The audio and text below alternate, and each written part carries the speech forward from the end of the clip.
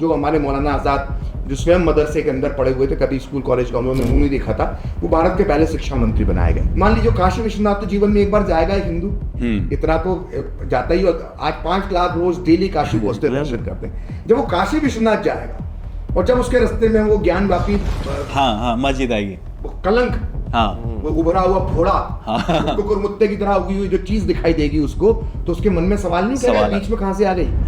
मैं फिर से क्लियर करूंगा, जो मुस्लिम लीग के मेंबर्स थे, संविधान सभा के मेंबर थे, जो मुस्लिम लीग के टिकट पे वो पाकिस्तान बनाकर गए नहीं, वहाँ पे पाकिस्तान बना यही रह गए। जो सरदार वल्लभ भाई पटेल है उनके बारे में जो इतिहास है उसमें भी बहुत डीपली बताया नहीं है। जितना कांग्रेस के बारे में, जवाहरलाल नेहरू जी के बारे में बताया, उतना डीपली नहीं बताया। तो उसके बारे में मौलाना आज़ाद लिखते हैं, जो नेहरू के खास दोस्त थे, जिन्होंने जो पुस्तक ही नेहरू जी को समर्पित की, उसी पुस्तक में लिखते हैं अपने मित्र के बारे में मौलाना आज़ाद कि ये मेरे जीवन की सबसे बड़ी भूल थी। एक मिनट, उसी मास्टर जी के बारे में बात करूंगा।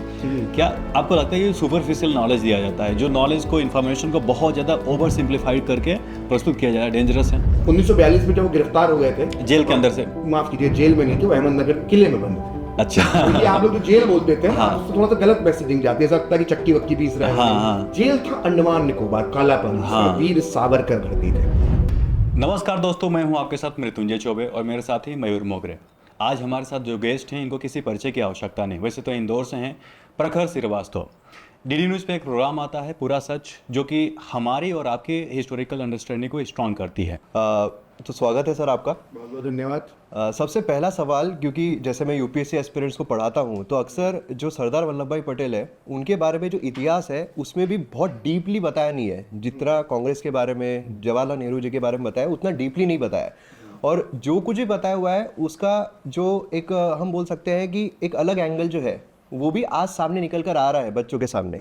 तो एस्पिरेंट्स का अक्सर ये सवाल रहता है कि जब सरदार वल्लभ भाई पटेल को फर्स्ट प्राइम मिनिस्टर की जब बात हो रही थी, और ऐसा भी कई बार हुआ है कि बहुत सारे जो शिक्षक हैं उन्होंने भी कई सारे ऐसे पॉडकास्ट में कहा है कि पहले प्राइम मिनिस्टर वो बन ही नहीं सकते थे।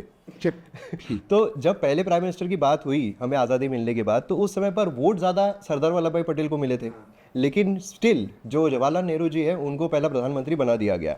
तो उसके पीछे क्या कारण आपको लगता है? देखिए, जो टीचर्स ये पढ़ा रहे हैं कि वो तो कांग्रेस अध्यक्ष का चुनाव था, उसका भारत के प्रधानमंत्री पद से कोई संबंध नहीं था, ऐसा बताते हैं, ऐसा नैरेटिव फैलाया जाता है। वो क्यों बनाया जाता है? वो इसलिए बताया जाता है कि सरदार पटेल को तो वोट ज़्यादा मिले थे। तो अब एक नैरेटिव पैदा किया जा रहा है कि नहीं, वो तो जो है वो चुनाव तो कांग्रेस अध्यक्ष पद का था, उसका भारत के प्रधानमंत्री से कोई लेना देना नहीं था, वो तो 1946 में इलेक्शन हुआ था। बेसिकली इसलिए कि जो वोट चोरी के आरोप आज राहुल गांधी लगाते घूमते रहते हैं गली गली में, तो कहीं वोट चोरी जो भारत की पहली चीज जो उनके परदादा ने की थी वो दुनिया के सामने ना आ जाए, इसलिए नैरेटिव ये वामपंथी इतिहासकारों, ये जो लिबरल गैंग है, इसने नैरेटिव फैलाया। देखिए, आप बहुत क्लियर समझ लीजिए कि वो चुनाव भारत के प्रधानमंत्री पद से कैसे जुड़ा हुआ। तो पहले मैं आपको वो बताता हूँ, फिर मैं आपको बात की उस मीटिंग की कहानी बताऊंगा। देखिए, क्या हुआ था कि जब 1946 में कैबिनेट मिशन जब भारत आ चुका था, तो ये तय हो चुका था कि एक अंतरिम सरकार बनेगी। देखिए, उस वक्त चुनाव भी हो चुके थे। चुनाव जो अंग्रेजों ने करवाए थे वो प्रांतीय सरकारों के चुनाव करवाए थे और केंद्र सरकार के लिए चुनाव करवाए थे, और भारत के संविधान बनाने की तैयारियां शुरू हो चुकी थी, और एक अंतरिम सरकार जिसको हम कह सकते हैं कि एक वाइसरॉय काउंसिल बनाई गई थी। उस वाइसरॉय काउंसिल का जो हेड होता, एक तरह से प्रधानमंत्री के उसके पावर होते, वो वही व्यक्ति होता जो सबसे बड़ी पार्टी का अध्यक्ष होता। कांग्रेस उस वक्त सबसे बड़ी पार्टी बनकर चुनाव में उभर कर आई थी, तो ऑब्वियसली जो कांग्रेस का अध्यक्ष बनता उस साल, वही जो है वो अंतरिम सरकार या वाइसरॉय काउंसिल जिसको कहते हैं उसका उपाध्यक्ष होता, यानी अंतरिम सरकार का अंतरिम प्रधानमंत्री वो होता। तो विशुद्ध तौर पर जो है वो प्रधानमंत्री पद का ही एक तरह से चुनाव था। संसदीय दल का जब नेता चुना जाता है तो फिर वही प्रधानमंत्री पद की शपथ लेता है, चाहे तो विधायक दल का नेता चुना जाता है फिर वही मुख्यमंत्री पद की शपथ लेता है। तो ये ठीक उसी तरह का चुनाव था, और ये बात कोई प्रखर श्रीवास्तव नहीं कह रहा, ये बात राजमोहन गांधी ने सरदार एक समर्पित जीवन करके एक पुस्तक लिखी है। उस पुस्तक में राजमोहन गांधी ने खुल्ला ही लिख कर गए। अब राजमोहन गांधी तो कोई आरएसएस के नहीं थे, राजमोहन गांधी तो आरएसएस से बहुत नफरत करते हैं, घृणा करते हैं, वो भी वामपंथी लिबरल थोड़े से अपने आप को मानते हैं। तो राजमोहन गांधी ये लिख कर गए, और राजमोहन गांधी ने सब लोगों से बात की। राजमोहन गांधी गांधी जी के पोते, और उन्होंने जो ये पुस्तक लिखी सरदार पटेल एक समर्पित जीवन, तो उसके अंदर उन्होंने एक बात और लिखी है, वो ये लिखी है कि अगर मेरे दादा ने अन्याय किया था सरदार पटेल के साथ, तो मैं पोते होने के नाते वो उस अन्याय को कुछ हद तक कम करने की कोशिश कर रहा हूं, उनके ऊपर किताब लिखकर एक तरह से प्रायश्चित कर रहा हूं मैं। तो ये राजमोहन गांधी इतने हार्श वर्ड लिख चुके हैं उस चुनाव के लिए। तो ये जो बता रहे आज जो घूमते रहते हैं, जो पटना वटना की गलियों के अंदर जो क्लासेस खोल कर बैठे हुए हैं और यूट्यूब के जरिए वो सर्वर कहलाने लग गए हैं, तो ऐसे लोगों को अब वो बताए अपने बच्चे स्टूडेंट्स को तो गलत ही सब बता रहे हैं। तो खैर क्या हुआ उस टाइम जब ये चुनाव हो रहे थे तो मौलाना आज़ाद जो है वो 6 साल से कांग्रेस अध्यक्ष थे, सबसे लंबे समय तक अध्यक्ष थे। तब भी मौलाना आज़ाद की बड़ी इच्छा थी कि वो वापस से कांग्रेस के अध्यक्ष बन जाए, क्योंकि प्रधानमंत्री पद का एक लोग कहीं ना कहीं जुड़ा हुआ था। तो गांधी जी ने कहा कि नहीं, आप तो नहीं बनेंगे मौलाना, आप पहले मना कर दीजिए कि अपना नाम आप मीडिया को बोल दीजिए कि आप मैं इस दौड़ में नहीं हूँ, मेरे मन में जवाहर है, मैं जवाहर को बनाना चाहता हूँ। इसकी मेरी पुस्तक जो है उसमें मेरा पहला चैप्टर का नाम ही है मेरी पसंद जवाहर है। इसी से मेरी पुस्तक मतलब स्टार्टिंग से ही उनके मन में था कि बिल्कुल गांधी जी के पूरे मन में था। लेकिन अब जब कांग्रेस जो प्रदेश कांग्रेस कमेटीज थी, इन्होंने जब अपने अपने नाम भेजे तो उसमें से जो 15 थी उनमें से 13 ने जो है वो सरदार पटेल का नाम प्रस्तावित किया, एक ने आचार्य कृपलानी का नाम दिया और एक ने पट्टाभी सीतारमैया का नाम दिया। जवाहरलाल नेहरू के लिए एक भी पक्ष में एक भी नाम नहीं आया था। तो जब ये बैठक हुई 1946 के गर्मियों के अंदर, जब ये बैठक हुई तो बड़ा दिलचस्प वर्णन है। अब कई कोई बोल सकता है कि मैं जो बैठक के बारे में बता रहा हूँ, कोई पूछ सकता है। अब लोग तो आप जानते हैं ना आजकल पूछने वालों के तो कुछ भरोसा नहीं है। भाई वो पूछ सकते हैं प्रोफेसर श्रीवास्तव के उस बैठक में था जो इतना ध्यान से बता रहा है। भाई अब ये उनसे नहीं पूछते जो अकबर के बारे में बता रहे होते हैं, कुछ भी कहानियां बता रहे होती रोमिला थापर टाइप, उनसे कोई नहीं पूछता कि अकबर जब ये कर रहा था तो रोमिला थापर थी क्या वहाँ, पूछते। अच्छा वो जब बैठक उनकी प्रोफेसर श्रीवास्तव वहाँ पर था? भाई नहीं था। लेकिन जो लोग मौजूद थे वो सब जिनको भारत रत्न मिले, जिनके नाम पर देश में स्टेडियम है, सड़कें हैं, भारत रत्न से उनको सम्मानित किया गया, डाक टिकट जिनके नाम पे जारी किए गए, वो नेता, वो महान नेता, वो स्वतंत्रता के सेनानी उस बैठक में जो मौजूद थे, उन सबने अपनी अपनी आत्मकथाएं लिखी। ये आज के नेताओं टाइप नहीं होते थे वो कि लिखना पढ़ना नहीं जानते, तो उस समय के नेता सब अपनी आत्मकथाएं लिख कर गए। सबने अपनी अपनी आत्मकथा लिखी और सबने उस बैठक का वर्णन किया। और जब आप उन सबकी आत्मकथाएं, चाहे वो आचार्य कृपलानी की पढ़ लीजिए आप, चाहे आप मौलाना आज़ाद की पढ़ लीजिए, या जो अपने दुर्गादास लिखे हैं जो उस समय भारतीय इतिहास के सबसे महानतम पत्रकार थे, उनकी आत्मकथा पढ़ लीजिए जो कवर कर रहे थे इस पूरी घटना को। ऐसे अलग अलगों की जब आप आत्मकथा पढ़ेंगे, मणिबहन जो सरदार पटेल की बेटी थी, डायरी लिखती थी रोज, उनकी डायरी पढ़ लीजिए, तो ये पूरी कड़ियां आप जोड़ लेते कि उस बैठक में क्या हो रहा था। उन सबको पढ़ने के बाद उस बैठक के वर्णन को अगर आप जोड़ेंगे, कड़ियां उसकी जोड़ देंगे, तो आपके सामने पूरा खाका खिंच जाएगा कि उस बैठक में ड्रामा क्या हुआ था। तो ड्रामा ये हुआ था कि जो पर्चियां खोली गई सारी, तो उसमें आया कि भाई 15 पर्चियां हैं, 13 का नाम जो है वो सरदार पटेल को है, एक आचार्य कृपलानी के लिए और एक आपका पट्टाभी सीतारमैया के लिए। तो गांधी जी ने जवाहरलाल नेहरू से पूछा कि आपका नाम तो एक भी नहीं है।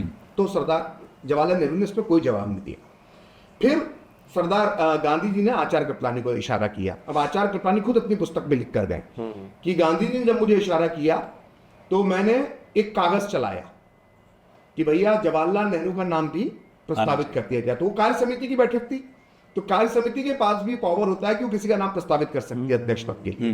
तो उस तरह से वो बैठक पे जो लोग मौजूद थे, वो गांधी जी और आचार्य कृपलानी के कहने पर उन्होंने वो जवाहरलाल नेहरू का नाम प्रस्तावित कर दिया। इसी बीच में आचार्य कृपलानी ने अपना नाम वापस ले लिया, पट्टाभी सीतारमैया ने नाम वापस ले लिया, मैदान में बचे 2। तब भी गांधी जी ने एक आखिरी मौका दिया नेहरू को कि भाई तुम देख लो, नाम वापस लेना चाहते हो तो ले लो। तो उन्होंने कहा कि एक भी नाम नहीं है। तो नेहरू जी ने अपना मुंह फेर दिया। जैसे मॉनिटर के चुनाव नहीं होते कि बेटा तुमको किसने वोट नहीं दिया, तो बच्चा गुस्से में मुंह फेर दिया, ऐसे नेहरू जी ने मुंह फेर दिया। सोचिए हमारे स्वतंत्रता सेनानी थे, ये देश के प्रधानमंत्री बनने वाले थे अगले, और बच्चों की तरह मॉनिटर के चुनाव में मुंह फेर लेते ना, ऐसे मुंह फेर दिया। और ये बात मैं नहीं कह रहा, ये बात जो है ये आचार्य कृपलानी लिख के गए। आचार्य ऐसा लिखा हुआ है कि मुंह फेर लिया? हाँ, मुंह फेर लिया, ये लिखा हुआ आचार्य कृपलानी ने। मैं मत तो मरना है मुझे, किसी ने भी कांग्रेस की गवर्नमेंट आ गई कभी तो मैं तो मर जाऊंगा, वैसे 1-2 केस डले हुए हैं मेरे पे, तीसरा और डल देंगे। तो ये स्थिति आचार्य कृपलानी लिख के गए, तो मुंह फेर लिया उन्होंने, बोला भैया ठीक है आप करवा लो। तो फिर आचार्य कृपलानी ने एक जेब में एक पत्र पहले से गांधी जी के कहने पर रखा हुआ था। वो पत्र था अपने नाम वापसी का प्रारूप, जिसके अंदर पूरा पत्र लिखा हुआ था कि मैं सरदार पटेल अपना नाम वापस लेता हूँ। और वो पत्र आचार्य कृपलानी ने टाइप करवा के अपने पास रखा हुआ था, उनके बिना सरदार पटेल की जानकारी के, नाम उनका ही था, ये आचार्य कृपलानी ने लिखा है। तो गांधी जी ने फिर आचार्य कृपलानी को इशारा किया, तो आचार्य कृपलानी ने जेब से वो कागज निकाला और सरदार पटेल के सामने बढ़ा दिया। तो सरदार पटेल ने देखा, और देखकर उन्होंने एक बार गांधी जी को, ऐसा नहीं जो मान गए, गांधी जी को उन्होंने भी दिया कागज आगे कि ये निकला है आचार्य कृपलानी ने मुझे दिया, आप क्या कहते हैं। तो गांधी जी ने हल्का सा इशारा किया कि नाम वापस ले लो। तो सरदार पटेल ने उस कागज पे साइन किया। हस्ताक्षर कर दिए और नाम वापस ले लिया। इस तरह से निर्विरोध जो है वो नेहरू जी जो है ये तो साइकोलॉजिकल फोर्स था दोनों की तरफ बिल्कुल से। बिल्कुल, और वो राइट मैन थे। गांधी जी का कहना कभी टालते नहीं थे सरदार पटेल। उन्होंने अपना जो है वो नाम वापस ले लिया। अब देखिए, और वो अध्यक्ष बन गए। उसके बाद उनको अंतरिम सरकार बनी, अंतरिम सरकार का उनको आमंत्रित किया गया, अंतरिम सरकार के मुखिया बने। 15 अगस्त को देश आजाद हुआ तो प्रधानमंत्री हुए। तो इसके प्रधानमंत्री पद से जुड़ा हुआ था। और ये बात अब ये आज के जो नेता कहते हैं नहीं नहीं, आज के जो फर्जी इतिहासकार पटना की गलियों में कोचिंग क्लास जो चला रहे हैं, तो वो जो बोल रहे हैं कि ये तो प्रधानमंत्री पद से कोई लेना देना नहीं। तो आचार कृपलानी लिखते हैं हाँ, कि हमको अंदाजा नहीं था कि हमारी ये गलती कितनी बड़ी भारी गलती हमारी ये साबित हो सकती है। आचार्य कृपलानी ने बाद में लिखा। आचार्य और कृपलानी ये ने पुस्तक लिखा, में है ये। अपनी पुस्तक में लिखा। हाँ। उन्होंने लिखा अपनी पुस्तक अपने संस्मरण में कि जब मैंने गांधी जी के कहने पर ये किया हाँ, तो मुझे अंदाजा नहीं था कि ये कितनी बड़ी गलती हो सकती है। पलों में की गई भूल भविष्य में कितना नुकसान दे सकती है, इसका मुझे अंदाजा नहीं था। हम भविष्य को नहीं पढ़ सकते। लोग कह रहे हैं कि मैं ज्योतिषी नहीं था। हम भविष्य को नहीं पढ़ सकते। जैसे ड्यूक फार्डिनेंड की हत्या से प्रथम विश्व युद्ध की शुरुआत हुई थी। ड्यूक फार्डिनेंड कौन था? ऑस्ट्रिया का राजकुमार था, उत्तराधिकारी था ऑस्ट्रिया की गद्दी का, और उसकी हत्या से प्रथम विश्व युद्ध शुरू हुआ था। तो जिस तरह से ड्यूक फार्डिनेंड की हत्या से प्रथम विश्व युद्ध की शुरुआत हुई थी, कौन जान सकता था? ऐसी दुर्घटनाओं का अंदाजा हम नहीं लगा सकते हैं। यह आचार्य कृपलानी ने किया। तो आचार्य कृपलानी दो महत्वपूर्ण बातें बोली। पहली बात यह कि उन्होंने ड्यूक फार्डिनेंड की तुलना सरदार पटेल से करी कि जिस तरह से बलि ली गई उनकी। और दूसरी बात कही, ऐसी दुर्घटना तो जो accidental prime minister Manmohan Singh के लिए कहा जाता है, like Manmohan Singh accidental prime minister हैं, जवाहरलाल भारत के दूसरे एक्सीडेंटल प्राइम मिनिस्टर हैं। भारत के पहले एक्सीडेंटल प्राइम मिनिस्टर कौन है? पंडित जवाहरलाल नेहरू। और ये जब ये पूरी घटनाक्रम हो गया और अध्यक्ष बन गए तो दुर्गादास यहाँ पर आते। दुर्गादास भारतीय इतिहास के सबसे महानतम पत्रकार, जिनसे जिन्ना सलाह लेता था, जिनसे गांधी जी सलाह लेते थे, नेहरू सलाह लेते थे, उनसे बड़ा पत्रकार भारतीय इतिहास में नहीं उनका हुआ। आइडियोलॉजी क्या थी? भी कोई आइडियोलॉजी नहीं थी। आज के पत्रकारों की तरह, हम लोगों की तरह नहीं। तो दुर्गादास ने अपनी पुस्तक जो लिखी है उसमें उन्होंने लिखा, और तीखे सवाल पूछते थे दुर्गादास, किसी से डरते नहीं थे। हाँ, तो उन्होंने गांधी जी से पूछा कि आपने कैसे क्यों बना दिया नेहरू जी को कांग्रेस अध्यक्ष?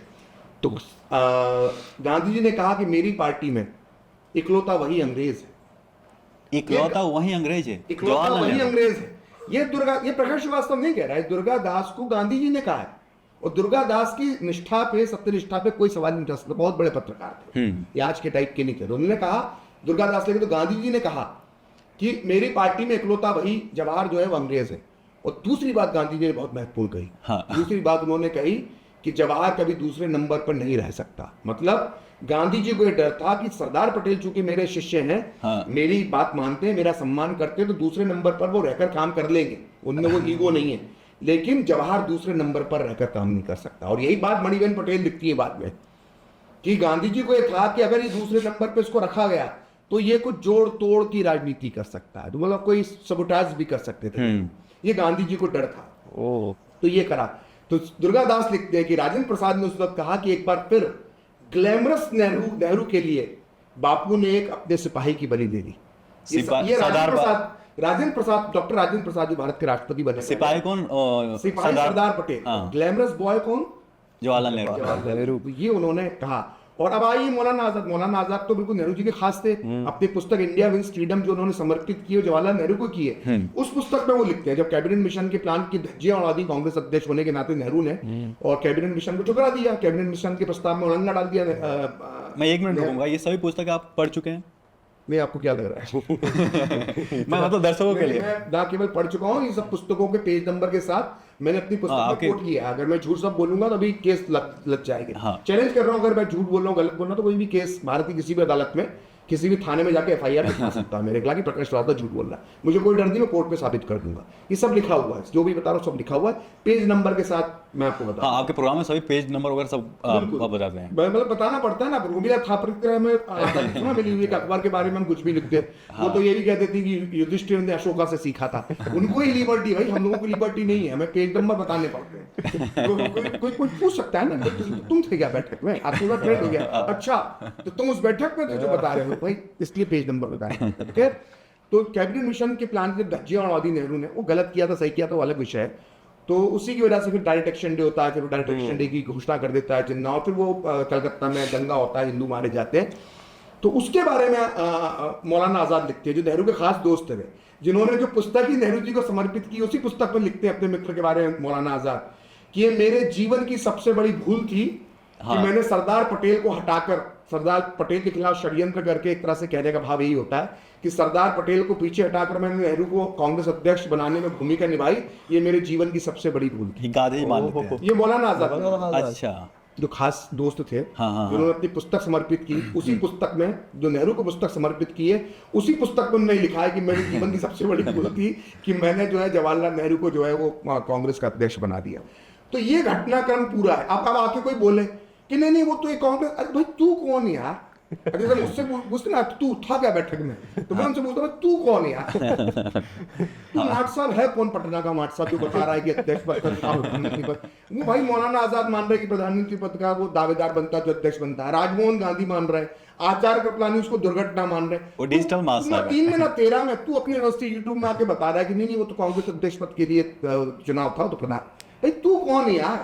मतलब मुझे उस माट साहब पटना के मास्टर से, हाँ, और पटना के मास्टर और मौलाना आजाद में किसी एक को चुनना होगा, किसी एक की बात सही माननी, ऑब्वियसली मौलाना आजाद की बात में सही मानूंगा, हाँ। वो मास्टर जी की बात क्यों सही मानूंगा पटना वाले मैं की? उसी मास्टर जी के बारे में एक मिनट, उसी मास्टर जी के बारे में बात करूंगा। क्या आपको लगता है ये सुपरफिशियल नॉलेज दिया जाता है, जो नॉलेज को, इन्फॉर्मेशन को बहुत ज़्यादा ओवर सिंप्लीफाइड करके प्रस्तुत किया जा रहा है, डेंजरस है? देखिए क्या होता है, देखिए उसको ना थोड़ा सा समग्र रूप से मैं समझने की जरूरत है, थोड़ा हमको इसको समझना पड़ेगा। क्या होता है कि जो भारत का इतिहास लिखा गया उसका टेम्पलेट तो सेट किया खुद जवाहरलाल नेहरू ने। अगर आप डिस्कवरी ऑफ इंडिया पढ़ेंगे तो डिस्कवरी ऑफ इंडिया क्या है, वो टेम्पलेट है भारत की जो हिस्ट्री भविष्य में कैसी लिखी जाएगी आज़ादी के बाद। क्योंकि डिस्कवरी ऑफ इंडिया उन्होंने 1942 में जब वो गिरफ्तार हो गए थे जेल के अंदर से, माफ कीजिए जेल में नहीं थे, वो अहमदनगर के किले में बंद थे। अच्छा, तो ये आप लोग जो जेल बोल देते हैं उससे थोड़ा सा गलत मैसेजिंग जाती है, ऐसा लगता है कि चक्की वक्की पीस रहे हैं। जेल था अंडमान निकोबार, कालापन, जिसमें वीर सावरकर भर्ती थे। नेहरू जी किले में थे, 1942 के अहमदनगर के किले में बंद थे।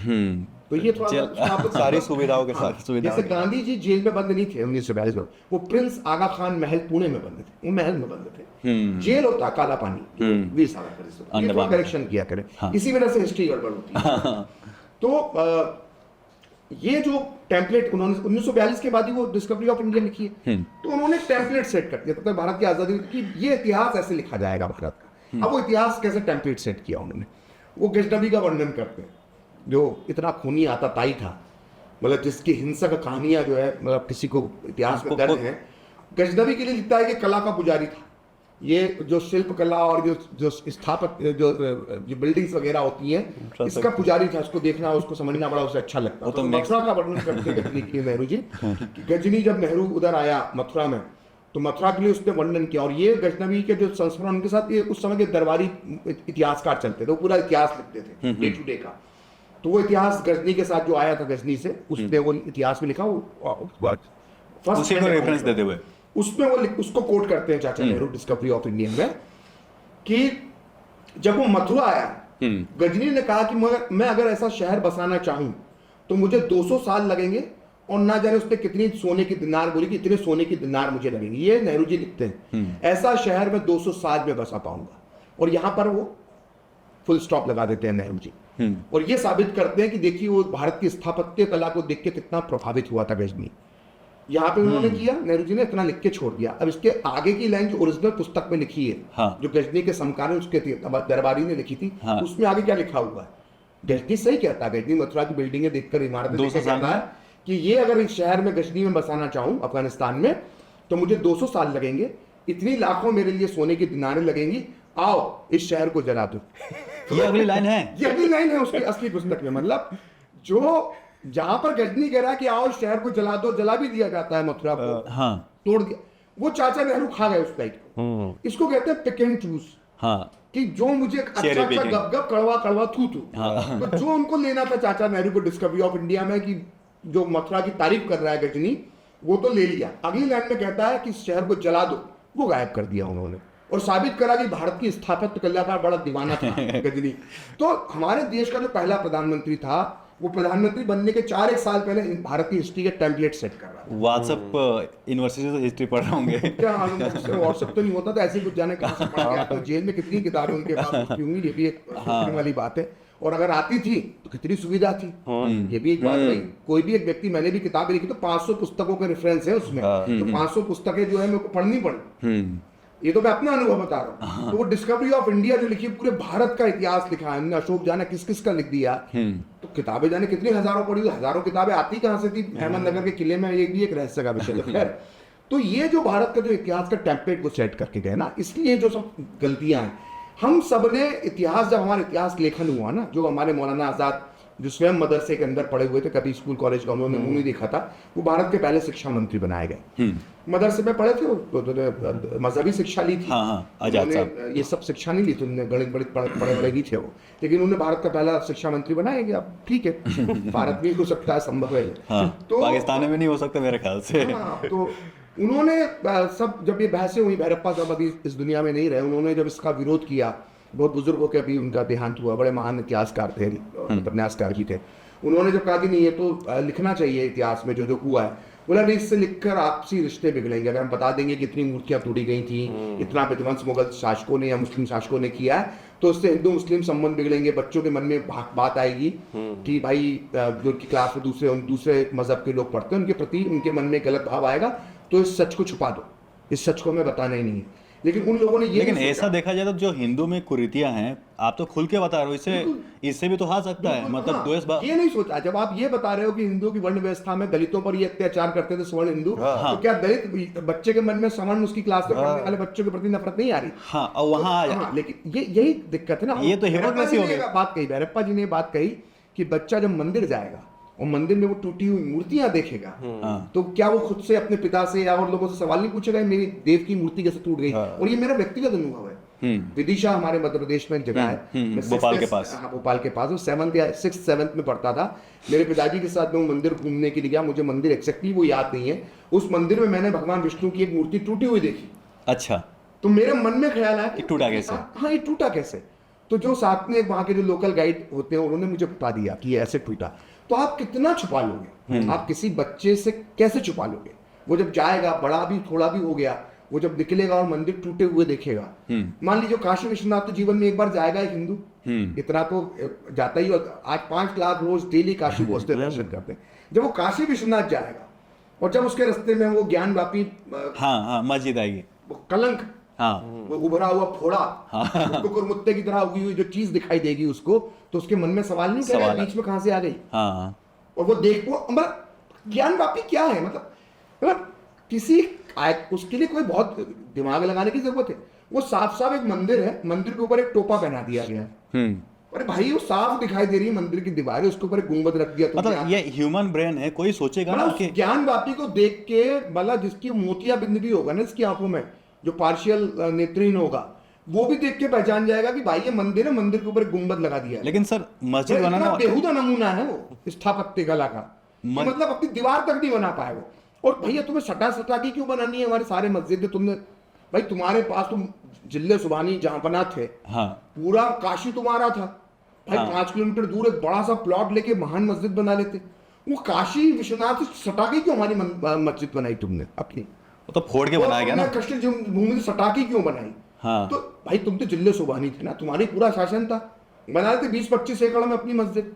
तो निश्चित तौर पर ये बहुत ही, ये मुस्लिम समाज को सोचना चाहिए कि भाई ये सब, इन चीज़ों के लिए लड़ाई नहीं लड़ना चाहिए, उसे अपनी स्वेच्छा से ये दे देना चाहिए। ये जो कलंक जो उभरे पड़े हैं भारतीय हिंदू मंदिरों के आसपास, जो कलंक के रूप में जो गुलामी की हमारी निशानियां जो पड़ी हुई हैं, इनको स्वयं मुस्लिम समाज को सीधा दिख रहा है। संबंध सुधरेंगे, देश का माहौल सुधरेगा। लेकिन तो मैं ये सब ये बता रहा हूँ आपको कि आप छुपाने से कुछ नहीं होगा। अब ये जो आप जो तो ये सब तो छुपा लिया गया, औरंगजेब का, अकबर का। अभी जो मैंने टेम्पलेट बताया, गजनी स्थापत्य कला का दीवाना था, शहर जला दूंगा, वो लाइन आपने काट दी। लेकिन मैं जिस इतिहास की मैं थोड़ा बहुत विद्यार्थी हूँ, जिसको मैं लिखता पढ़ता हूँ और बताता हूँ, वो है मॉडर्न हिस्ट्री 1920 के भारत का। उसके लिए मुझे कोई शिलालेख पढ़ना नहीं आना चाहिए, मुझे कोई पुरातत्व का जानकार होने की जरूरत नहीं है। भाई नेशनल आर्काइव जिस जगह पे मेरा दफ्तर है, इंडिया गेट के पास, मेरे दफ्तर से 1 किलोमीटर दूर नेशनल आर्काइव का दफ्तर है। जितने भी उस समय की रिपोर्ट्स हैं, अफसरों की, सरकार की, गवर्नर की, वो सब वहां पे पड़ी हुई, स्पीचेस वगैरह सब कुछ, सारी स्पीचेस पड़ी हुई हैं। उस समय के जो अखबार छपना शुरू हो गया था 1920 तक, वो सारे अखबार पड़े हुए हैं। नेता, चूंकि उस समय टेलीफोन नहीं होता तो पत्र व्यवहार करते थे एक दूसरे से, वो सारे पत्र पड़े हुए हैं। उस वक्त के नेताओं ने अपनी आत्मकथाएं लिखी हुई हैं। अब उसमें भी तुम झूठ बोलोगे तो पकड़ा ही जाओगे ना भाई। तुम अगर बताओगे कि नहीं तो उस बैठक में ऐसा नहीं हुआ तो मैं आचार्य कृपलानी की पुस्तक खोल दूंगा। तुम बोलोगे नहीं मैं ये नहीं मानता, मैं मौलाना आजाद की पुस्तक खोल लेकिन दूंगा। ये आप तुम कर वो सकते नहीं मानोगे मैं दुर्गादास की पुस्तक खोल दूंगा। फिर तुम वो नहीं मानोगे मैं मणिबेन की डायरी खोल दूंगा। उन्हीं के अक्षर में लिखी। लेकिन ये आप कर सकते हैं। बहुत सारे जेनजी की बहुत सारे छोटे छोटे बच्चे नहीं हैं नहीं, आप ये जो जेनजी धुर्राठी वाले मत लेना। धुर्राठी की वीडियो देखकर नहीं वो दुर्राठी जी जो देख रहे हैं वो देख रहे होंगे, तो बाकी हर जयंती तो नहीं देख रहा ना। ऐसे ऐसे रिसर्चर है, मैं जानता हूँ 24 25 साल के लड़कों के, वो रहते दिल्ली में है, ऑनलाइन जो है महाराष्ट्र के अर्काइव खोद खोद के वीर सावरकर की चीजें निकाल लाते हैं। ये टाइम बहुत अलग हो चुका है। हम सिर्फ एक नजरिया जो हमको दिखाया जा रहा है, हम उस नजरिए से देख रहे हैं। एक पूरे ऐसे युवा जेनजी जनरेशन है पूरी जो अलग तरह का रिसर्च कर रही है। मैं मिलता हूँ, मैं लोगों से मिलता हूँ जो मैं पाता हूँ कि किस तरह का लेवल का रिसर्च हो रहा है। तो ये जो झूठ की इमारतें जो बना रखी है बहुत दिन टिकेंगी नहीं, क्योंकि मॉडर्न हिस्ट्री में तो आप बेवकूफ बना ही नहीं सकते हो किसी को। भाई मैं क्यों मानूं? मैं किसी बेवकूफ रोमिला थापर, मैं किसी आर.एस. शर्मा, मैं किसी बिपिन चंद्रायन की क्यों मानूं जब मेरे पास ओरिजिनल मटेरियल पड़ा हुआ है भाई। नहीं सर, पर ये जो है अब जैसे मान लीजिए गांधी जी ने ब्रह्मचर्य के प्रयोग किए, वो स्वयं लिख कर गए ना। हाँ। वो स्वयं लिख कर गए। अब मुझे कोई आके बोले नहीं नहीं वो तो ऐसा नहीं किया था हमने, तो मैं संपूर्ण गांधी वांग्मय दिखा दूंगा। अब संपूर्ण गांधी वांग्मय कोई मैंने खुद की घर की प्रिंटिंग प्रेस में तो छापा नहीं है। हाँ। भारत सरकार ने छापा है। हाँ। नेहरू जी जब गांधी जी की मृत्यु हुई तो नेहरू जी की जब सब प्रधानमंत्री थे तभी संपूर्ण गांधी वांग्मय नेहरू जी की देखरेख में छपना शुरू हुआ। तो संपूर्ण गांधी वांग्मय में जो सब कुछ गांधी जी ने बोला, लिखा, कहा, वो सब उसमें छपा। कांग्रेस सरकार ने छापा। कांग्रेस सरकार ने छापा। हाँ। भारत सरकार ने छापा। हाँ। उसकी वो बाइबल है, उसकी सत्यता पे कोई सवाल नहीं है। तो भैया उसमें लिखा हुआ है। अब कोई आगे कहे नहीं नहीं वो तो किया। अरे भाई तू गांधी जी खुद बोल के तू कौन है यार? तू कौन? अब वो नेहरू जी के, मैं selected works of Jawaharlal Nehru का इस्तेमाल करता हूँ नेहरू जी के पत्र वगैरह निकालने के लिए। Selected works of Jawaharlal Nehru 100 parts में है, और हर पार्ट्स में करीब करीब 800 से 900 पेज है, और अभी भी काम चल रहा है उस पर। मतलब आपका पूरा एक कमरा, ये पूरी दीवार भर जाएगी, इतना बड़ा कलेक्शन है वो ऑनलाइन भी उपलब्ध है। अब भाई मैं तो अपने घर में नहीं छापूंगा यार, मैं क्यों नेहरू की 800 पेज की सब किताबें छापूंगा? इतना फालतू पैसा तो नहीं है मेरे पास। भारत सरकार ने छापा। भारत के राष्ट्रपति होते थे सर्वपल्ली राधाकृष्णन, उनके बेटे थे एस गोपाल, वो उसके संपादक रहे selected works of Jawaharlal Nehru. उन्होंने पूरा कलेक्शन नेहरू जी के पत्र निकाल के छापे हैं वो। एक कांग्रेस नेता। हाँ, तो खुद नेहरू जी के पत्र उसमें छपे हुए। आप बोले नहीं नहीं वो तो नेहरू जी ने ऐसा नहीं कहा था। अरे बेवकूफ, नेहरू जी का पत्र खुद छपा हुआ है। जाके नेहरू मेमोरियल चले जाओ, उसको प्रधानमंत्री संग्रहालय कहते हैं, वहाँ स्वयं नेहरू जी की राइटिंग्स में लेटर लिखे हुए हैं। नेहरू जी की राइटिंग में लिखी। अरे जो उनने हाँ, पेन से लिखते थे। अच्छी मित्र होती थी लेडी माउंटबेटन, उनको जो सारे पत्र लिखे उनकी राइटिंग में पड़े हुए, जाके देख लो, फाइल नंबर मैं बता दूंगा। 51 डब्बे तो सोनिया गांधी ने अपने घर पे रखे हुए हैं। जो रिजवान कादरी उसके मेंबर हैं, हाँ, प्रधानमंत्री संग्रहालय के बड़े, जिनका भी प्रधानमंत्री मोदी ने भी जिक्र किया अभी सरदार पटेल की जयंती पे, रिजवान कादरी साहब का, मेरे परिचित भी हैं वो बहुत राष्ट्रभक्त इतिहासकार है। उन्होंने चिट्ठी लिखी है सोनिया गांधी को कि ये जो 51 डब्बे आपने नेहरू जी के पत्र अपने घर में रख रखे जनपद में, ये राष्ट्र की धरोहर है, इसको आप नेहरू मेमोरियल को यानी प्रधानमंत्री संग्रहालय को आप वापस दीजिए। यकीन मानिए 3 पत्र लिख चुके हैं रिजवान कादरी सोनिया गांधी और जयराम रमेश और इन सब लोगों को, ये डब्बे वापस करो, 51 डब्बे। मुस्लिम इसको स्कॉलर है रिजवान कादरी। हाँ, लेकिन अच्छा, सच्चे स्कॉलर है, हाँ। देशभक्त स्कॉलर है, सच दुनिया के सामने बताते। उन्होंने मांगे 3 पत्र लिखे, आज तक सोनिया गांधी ने जवाब नहीं दिया। कुछ बोला ही नहीं। अपने घर में भाई, जो नेहरू जी किसी की प्राइवेट प्रॉपर्टी नहीं है। हाँ, मेरे और आपके देश के पहले प्रधानमंत्री, प्रधानमंत्री हमारे हो। हाँ। उनने जो लिखा है वो देश की संपत्ति है, वो देश को मालूम पड़ना चाहिए। इन्होंने घर में रख ये लिया। घर में रखे हुए 51 डब्बे थे, लेकिन उसके अलावा 51 तो रख लिए, क्योंकि जब लोगों ने उस पर, जब नेहरू मेमोरियल में बच्चे जाना शुरू हुए, नए नए रिसर्चर, हाँ। तो सब निकालना शुरू कर दिया, तो इनकी पोल खुलना शुरू हो गई, नेहरू जी का असली चेहरा, असली नीतियां सामने आ गई। तो जो बचा सकते थे 51 डब्बे, वो अपने घर ले गए। भाई नहीं है तो बोलो ना नहीं है। और रिजवान कादरी पत्र लिखते हैं, फिर दिखेंगे महीने भर बाद, फिर ये जवाब नहीं देंगे उसका। कब तक भी दोगे, देना तो पड़ेगा तुमको, और डिस्ट्रॉय करोगे तो तब भी फंसोगे। तो ये दूसरा नेशनल हेराल्ड केस है उनके ऊपर। अभी देखिए ये डिस्ट्रॉय कर लेंगे, कहाँ फंसेंगे? नहीं, कैसे फंसेंगे? उसकी जहां से ले गए उसके अंदर एंट्री है ना इनके नाम से। अच्छा, भाई मैं आपके यहाँ से सामान ले जाऊंगा, ये एंट्री हो गई, यहाँ पे तो हो गई ना, पीछे आपके पीछे हाथी रखा हुआ है। हाँ। सुंदर लगा, मैं ले गया। हाँ, ये 4 किताबें लगी, मैं ले गया, इन्होंने नोट कर लिया कि भाई ये आप प्रकाश श्रीवास्तव किताबें ले गए थे, एंट्री है ना मेरे नाम पर। हाँ, तो फंसेंगे ये बहुत ज्यादा, ये तभी तो जवाब नहीं देते। तो अभी तो इतिहास के बहुत पन्ने खुलना बाकी है बॉस। ये गया, ये लेकिन सवाल यही होता है, नहीं गूगल नहीं होता। पर सर जैसे अभी हमने जो सर की बात की, जिस तरीके से मैनिपुलेशन होता है तो उनको इतने सारे बच्चे फॉलो भी करते हैं, और उनके जैसे हमने सरदार वल्लभ भाई पटेल का ये जो इलेक्शन की बात की थी, उसी के साथ उन्होंने ये भी कहा कि सरदार वल्लभ भाई पटेल अगर बन भी जाते पहले प्रधानमंत्री, जो इंटरिम प्रधानमंत्री थे, तो कुछ भी नहीं कर सकते थे, क्योंकि जो सरकार है वो सब ब्रिटिशर्स चला रहे थे। अरे भाई सरदार पटेल ने सब कर दिया। ब्रिटिशर्स तो चाहते थे कि हैदराबाद अलग देश बना रहे, भारत के पेट में नासूर बना रहे कैंसर की तरह। सरदार पटेल ने मिला लिया ना। ब्रिटिशर्स तो ये भी चाहते थे कि भारतीय सेना कश्मीर में ना भेजी जाए। सरदार पटेल के कहने पर भारतीय सेना कश्मीर के अंदर 27 अक्टूबर 1947 को दाखिल हुई। करके दिखा दिया ना सरदार पटेल ने। ब्रिटिश माउंटबेटन तो ये भी चाहता था तो जूनागढ़ में जो है जन्नत संग्रह ना हो, सरदार पटेल ने करके दिखा के भारत में मिला लिया ना। सरदार पटेल तो जो चाहते थे वो करके दिखा देते थे। वो लोह पुरुष ऐसे नाम सुना रखा उसका। पर सरदार पटेल वो अगर तो सब कर देते थे, वो सब करके दिखा देते। उनने सब करके भी दिखाया जो वो कर सकते थे, जहां जहां उनकी रेंज थी। वो होते तो क्या मुस्लिम्स जो है वो सब छोड़ के पाकिस्तान चले जाते? देखिए सरदार पटेल, देखिए आप कोई मानता नहीं इस बात को। सरदार पटेल की कुछ मत कीजिए। मैं सरदार पटेल के 4 भाषण आपको बताता हूँ। एक भाषण उन्होंने राजकोट में दिया था, वो था सितंबर 1947 में। एक भाषण उनका है जो आज़ादी के 13 दिन बाद संविधान सभा में दिया, जिसको आज हम लोकसभा या संसद कहते हैं, उसके अंदर छपा हुआ है भाषण। लोकसभा संविधान सभा में दिए सारे भाषण रिकॉर्ड में दर्ज हैं।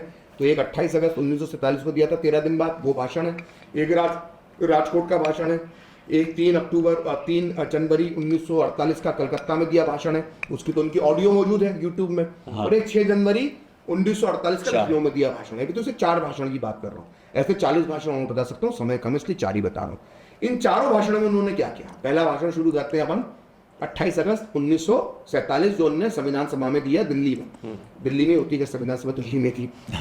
उसमें जब उन्होंने भाषण दिया तो वहां पर एक पृथक निर्वाचक प्रणाली को लेकर चर्चा चल रही। तो मुसलमानों की मांग थी। ये बहुत कम लोग जानते हैं कि मुस्लिम लीग के जो संविधान सभा के मेंबर थे, मुस्लिम लीग के, जिन्ना के मुस्लिम लीग के, वो पाकिस्तान बनने का थी, पाकिस्तान नहीं गए थे, संविधान सभा के अंदर ही बैठे हुए। मुस्लिम लीग के लोग गए नहीं पाकिस्तान? हाँ, खलीकुज्जमा चौधरी, हाँ, बेगम एजाज रसूल, हाँ, नजीमुद्दीन, हाँ, पोकर इस्माइल बहादुर साहिब। वो एक गाना है चुपके चुपके रातों दिन, है ना, गुलाम अली की गजल, वो गाना लिखा हजरत मोहानी ने। वो भी उसके मेंबर थे मुस्लिम लीग के, संविधान सभा के मेंबर थे। वो भी नहीं गए थे, यहीं पे दफन है। नहीं, मैं फिर से क्लियर करूंगा, जो मुस्लिम लीग के मेंबर्स थे, संविधान सभा के मेंबर थे, जो मुस्लिम लीग के टिकट पे वो पाकिस्तान बनाकर गए नहीं, वहां पे पाकिस्तान बना यही रह गए। जब नेहरू ने भाषण दिया 14-15 अगस्त की रात, है ना, आधी रात को नियति से मिलन जिसको पढ़ा, उसके बाद अगला नंबर जो था खलीकुज्जमा चौधरी ने वो भाषण दिया। उसके बाद वो बहुत बाद में पाकिस्तान गए। अच्छा, तो मुस्लिम लीग के व्यक्ति ने दूसरा भाषण, तो भारत का भाषण संविधान सभा में ट्विस्ट विद डेस्टिनी के बाद खलीकुज्जमा चौधरी ने दिया। तो ये सब वहीं पे बैठे हुए थे। ये सब बाद में कांग्रेस में शामिल हो गए कुछ लोग, तो ये गए नहीं है। ये सब यूपी मद्रास से चुनाव दिया। मद्रास आपने देखा कि पाकिस्तान में कोई मद्रासी मुसलमान नहीं, लेकिन मद्रास से जीते ना। मद्रास से सारी मुस्लिम सीटों में जीते ना मुस्लिम लीग के मेंबर। उर्दू बोलने वाले साहिब और नवाब इस्माइल खान जीते ना, मद्रास प्रांत से जीते। तो ये सब लोग जो थे, आजाद भारत में मुस्लिम रिजर्व सीटों की मांग की और कहा कि हम छोटे भाई हैं, आप बड़े भाई हो, तो हमें मुस्लिम रिजर्व सीटें थे। जैसे अभी मुस्लिम रिजर्व सीट्स अभी SC/ST के लिए रिजर्व सीट होती है ना, लेकिन ये बड़ा खतरनाक था। ये सिर्फ रिजर्व सीटें एक समुदाय के लिए नहीं होती, बल्कि वोट डालने का पावर भी सिर्फ उसी समुदाय को होता है सीट पे। अच्छा, मतलब मुसलमान द्वारा मुसलमान चुना जाए, ऐसी व्यवस्था हमको भारत में बना कर दे दो। Separate electorate. बहुत सही कहा आपने। ये आजाद भारत, ये गुलाम भारत में भी व्यवस्था थी और इसी ने पाकिस्तान बनाया था। इसी व्यवस्था में पाकिस्तान बना था और ये कंटिन्यू रखना चाहते थे। ये कंटिन्यू रखना चाहते थे उसको। 45-46 का चुनाव हुआ था, सेपरेट इलेक्टोरेट भी चुनाव हुआ था, जिसमें मुस्लिम लीग के नेताजी चुनाव जीत गए थे क्योंकि मुसलमानों ने वोट दिया था। खैर वाला कहानी उसको हम किसी और दिन पॉडकास्ट करेंगे।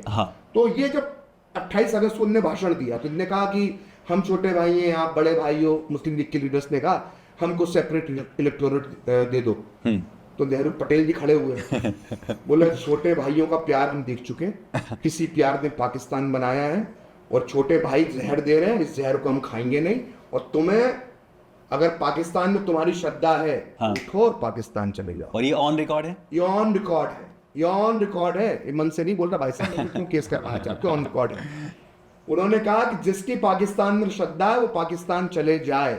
सोचिए अगर ये बात आज लोकसभा या राज्यसभा में कोई बोल दे तो पूरा जो है भारत की सही। योगी नहीं बोल सकते, ये सरदार पटेल की भाषा है। हाँ। उसके बाद राजकोट में बोला, बोले जिनकी पाकिस्तान में श्रद्धा है पाकिस्तान चले जाए।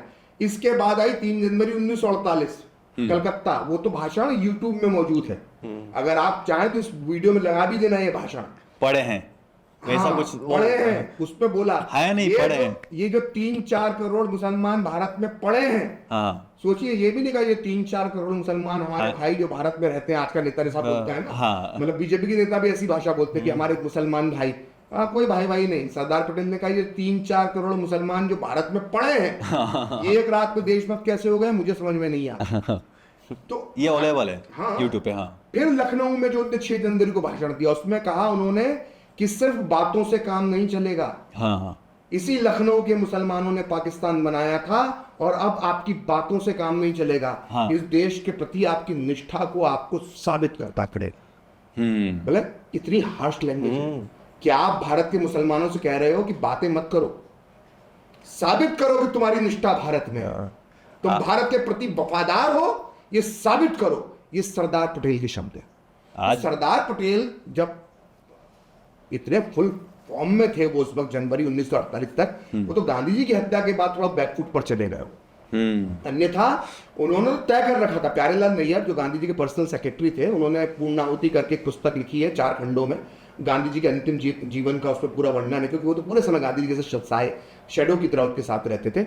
उसमें उन्होंने लिखा है कि सरदार पटेल का साफ मानना था कि ऐसे मुसलमान जिन्होंने पाकिस्तान के पक्ष में मतदान किया, और 90% मुसलमानों ने, भारत में जो मुसलमान रह गए थे, उन्होंने 90% मुसलमानों ने पाकिस्तान के पक्ष में मुस्लिम लीग को वोट दिया था। तो सरदार पटेल का यह मानना था कि ऐसे मुसलमानों को पाकिस्तान भेज देना चाहिए। और ये बाकायदा 4 मैंने भाषण बता दिए उनके, जिसको शक है वो चारों भाषण की स्क्रिप्ट निकाल के देख ले। एक तो ऑडियो में पड़ा हुआ है, सरदार पटेल की आवाज में भाषण पड़ा हुआ है, जिसमें वो कह रहे हैं कि 3.5-4 करोड़ मुसलमान जो भारत में पड़े हैं, ये एक रात में देशभक्त कैसे हो गए। तो ये सब सरदार पटेल अगर रह जाते और गांधी जी की हत्या नहीं होती, तो वो तो जितने पाकिस्तान परस्त मुसलमान थे उनको तो रास्ता दिखा दिया था उन्होंने। अच्छा, ऐसा कहा जाता है कि जो उनका बड़ा मजेदार किस्सा बताता हूँ, बहुत ही मजेदार किस्सा। मतलब कितने ठेठ था, मतलब ठेठ भाषा में इस्तेमाल कर। पटेल थे वो तो मुंह फटा आदमी थे, खुद गांधी जी कहते थे उनके मुंह से बात निकलती आग का गोला बन गया। तो वो जिन्ना ये भारत ऑपरेशन पोलो की तैयारी कर रहा था, हैदराबाद में भारत की सेना घुसने वाली थी, और सितंबर का वो तीसरा हफ्ता शुरू हो चुका था, अगर मैं गलत नहीं हूँ 17 सितंबर की बात है, 1948 में जिन्ना की मौत हो गई। तो घोष डॉक्टर प्रफुल्ल चंद्र होते थे बंगाल के मुख्यमंत्री, तो उनने फोन लगाया सरदार पटेल को रात में, बोले कि वो जिन्ना मर गए, तो क्या हम भी कल राष्ट्रीय शोक के स्वरूप क्या भारत का झंडा आधा झुका दें। बोले क्यों, तुम्हारा समझी लगता था। ये खुद प्रफुल्ल चंद्र जी ने बताया अपनी बोले चिन्ना के मुझसे बोले तुम्हारा समझी लगता था। हालांकि बाद में फिर वो नेहरू जी ने तय किया कि नहीं वो एक शोक हमें रखना चाहिए, पड़ोसी देश है, तो झंडे झुकाए गए, लेकिन रात तक उनकी प्रतिक्रिया ये थी कि तुम्हारा के समझिए उसके लिए झुका दो। तो वो इसके अगेंस्ट थे, मतलब कोई झंडा कहा का शोक जिन्ना के मरने पे। लेकिन जवाहरलाल नेहरू ने अरे कैसा सुन लगता तुम्हारा कि तुम उसको झंडे झुका रहे हो भारत के। फिर भी लेकिन किया गया वो नेहरू जी ने फिर कहा तो मान लिए। आपने हैदराबाद का जिक्र है इसमें, तो हैदराबाद के सोचिए जिन्ना के मरने का भी लिहाज नहीं किया। नेहरू जी तो चाहते थे कि भाई ये समय ठीक नहीं है, अभी जिन्ना मरा है, लोग बोलेंगे फायदा उठा रहे हैं। बोला क्या कुछ नहीं, बोला ऑपरेशन पोलो खत्म करो, निजाम को उड़ा ये भारत के पेट में। आपने हैदराबाद का जिक्र किया, लेकिन मैं एक शिक्षक से बात कर रहा था, वो बता रहे थे कि जो रजाकार थे हैदराबाद के, उनका कोई जिक्र नहीं, राजा नहीं, नवाब रजाकार, हाँ रजाकार जो हैदराबाद के, उनका कोई जिक्र नहीं है पुस्तकों में। हमारे ऐसे ऐसे बातें अभी पाए जाते हैं, अभी भी हैदराबाद में, लेकिन जो हिस्ट्री में हुआ है भाई अभी भी आप रोज टीवी पे देखते हो दोनों भाई, वो भी रजाकारी है, उनके सपोर्टर्स भी हैं। हाँ, उनके सपोर्टर भी रजाकार हैं। देखिए वो क्या है, वो ओबीसी ब्रदर्स जो है वो रजाकारी तो हैं भाई। MIM क्या थी, एक पार्टी होती थी MIM हैदराबाद के नवाब के समय 1940 में। MIM उसका नेता होता था कासिम रिजवी।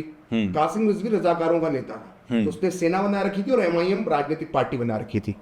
जब ये ऑपरेशन पोलो हुआ तो उसको भारतीय सेना ने गिरफ्तार कर लिया कासिम रिजवी को। फिर 10 साल बाद 1957-58 में कासिम रिजवी को जेल से छोड़ दिया गया। सोचो, जिसने भारत की सेना से भारत से युद्ध लड़ा था उसको सिर्फ 10 साल बाद छोड़ दिया नेहरू जी ने, क्योंकि तब तक सरदार पटेल की भी डेथ हो चुकी थी। तो नेहरू ने छोड़ दिया और कहा कि भैया 5-6 दिन है, तुम पाकिस्तान जा सकते हो, वापस जाओ, तो यहाँ नहीं रह सकते। तो पाकिस्तान जाने से पहले चूंकि MIM पार्टी उसकी थी, तो उसने ओवैसी जो हमारे हैं ना, ओवैसी साहब, असदुद्दीन ओवैसी, इनके दादा जान होते थे, अच्छा, उनको अपनी पार्टी दे रही थी, तो उन्होंने कुछ नहीं किया, MIM के आगे AI लगा दिया, ऑल इंडिया। तो इस तरह से AIMIM बन गई। ये रजाकारों की पार्टी, उन्हीं की पार्टी, ये बताते नहीं है कभी, लेकिन एक बार अकबर उद्दीन ओवैसी ने अपने भाषण में कह दिया था कि हमारे पुरखों ने जो है भारतीय तोप से मुकाबला किया। ये भाषण है उसका, ये उसका स्पीच है। हाँ, स्पीच में बोला अकबर उद्दीन ओवैसी ने ये बात। तो वो शिक्षा का कहना था कि जो रजाकार की हिस्ट्री है कहीं पढ़ाई नहीं जाती, पुस्तकों में छुपाई जाती है, ऐसा। देखिए क्यों अब देखो, सबसे बड़ा दुर्भाग्य क्या है, मतलब ये तो शर्म की बात है, रजाकारों ने जो हिंसा की, जो काटा है लोगों को हैदराबाद में, सबसे बड़ा शिकार मानो कौन बने? दलित। दलित बने, दलितों पे अत्याचार किया, दलितों के धर्म परिवर्तन करवाए। और आपको जानकर आश्चर्य हुआ, बहुत आश्चर्य होगा, मल्लिकार्जुन खड़गे के बारे में आपने सुना होगा। हाँ। कि वो कहते हैं कि मेरी माता जी को और मेरी बहन को जिंदा जला दिया गया था, लेकिन वो ये नहीं बताते किसने जिंदा जलाया था। रजाकारों ने। रजाकारों ने। सोचिए, कांग्रेस के राष्ट्रीय अध्यक्ष मल्लिकार्जुन खड़गे जो दलित समाज से आते हैं, उनकी माता और उनकी जो बहन थी, उनको रजाकारों ने जिंदा जला दिया था। और मल्लिकार्जुन खड़गे छोटे होते थे, उनके पिता उनको लेकर जंगल में भाग गए थे, तो मल्लिकार्जुन खड़गे जिंदा बच गए, और रजाकारों की वजह से उनकी माता जी और उनकी बहन को जिंदा जला दिया गया।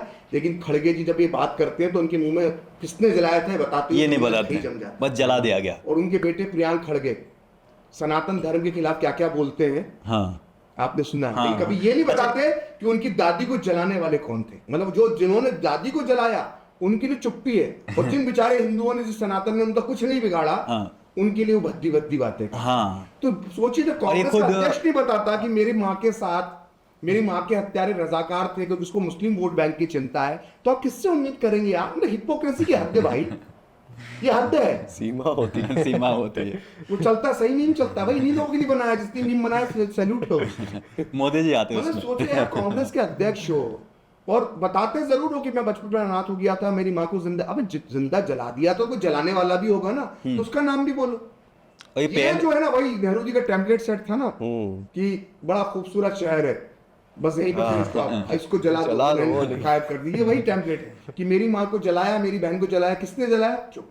ये इस तरह का। अच्छा, ये सक्सेसफुल हो जाते हैं सेलेक्टिव वाली हिस्ट्री बताने में, इन्फॉर्मेशन बताने में सक्सेसफुल हो जाते हैं। एक वास्ट यूट्यूब पर भी बहुत सारे यूट्यूबर हैं, हाफ फैक्ट्स दिखाकर जो मैनिपुलेट करने की कोशिश करते हैं, अपना एजेंडा चलाते हैं। बहुत ही सेलेक्टिव इन्फॉर्मेशन देकर। आपने इतना बोलते नाम ही बोल दिया।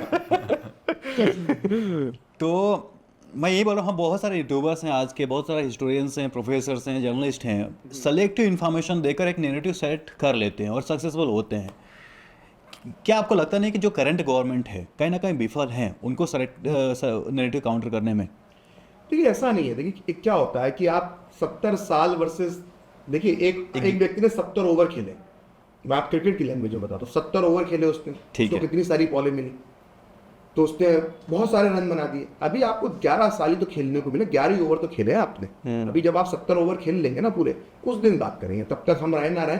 लेकिन कहने का मतलब ये कि आप बहुत जल्दी उम्मीद करते हैं एक पूरा सिस्टम। देखिए ये बहुत आसान है कह देना कि हम 200 साल अंग्रेजों में गुलाम रहे। हमारी गुलामी का इतिहास जो है वो इस्लाम के आने के बाद से शुरू हो जाता है। हम जो इन्वेडर्स आए थे, आज़ाद भी रहे, हमने संघर्ष भी किया, हम आज़ाद भी हो जाते थे, फिर हम उन पे कब्जे हो जाते थे, ये चलता 7वीं सेंचुरी से मान सकते हैं जब वो उसके उतना भी नहीं, लेकिन हम 12वीं शताब्दी से तो गजनवी कब आया था, 7वीं सेंचुरी में आया था। एक लंबा समय हमने गुजारा।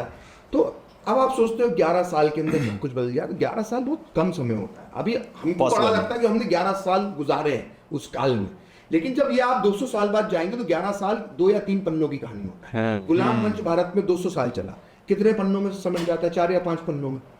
तो इतिहास जब समय गुजरता जाता है तो कालखंड छोटे होते जाते हैं।